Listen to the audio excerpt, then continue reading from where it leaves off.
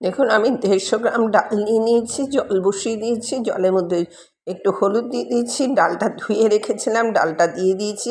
মুখটা এখন বন্ধ করব না, কারণ ওর মধ্যে ইম্পিউরিটিস আছে, ওটা ফেলে দিয়েছি। ফেলে দিয়ে মুখটা বন্ধ করে দিয়েছি। প্রেশারটা একটু হয়ে গেছে, ডাল সিদ্ধ। এবার কড়া বসিয়ে দিয়েছি, কড়ার মধ্যে আপনার কাঁচা লঙ্কা আর মৌরি ফোড়ন দিয়েছি। আপনার হিং থাকলে হিংটা ফোড়ন দেবেন।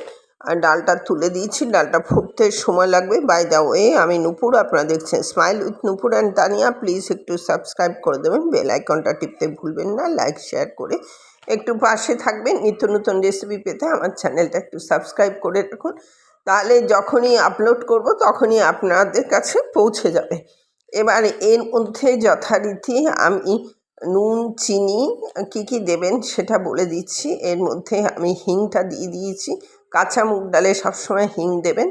আর আদা মৌরি বাটাটা দিয়ে দিয়েছি, রেডি টু সার্ভ। দিয়ে ডালটাকে নামাবেন। এতক্ষণ আমার সাথে থাকার জন্য অশেষ ধন্যবাদ। মুগ ডালে এইভাবে করে যে কোনো ভাজার সাথে আপনি এনজয় করতে পারেন। এটা নিরামিষ দিনে কাঁচা মুগ ডাল কীভাবে করবেন সেই প্রসেসটা দেখানোর জন্যে আমি এই মুগ ডালটা আজকে আপনাদের কাছে শেয়ার করলাম।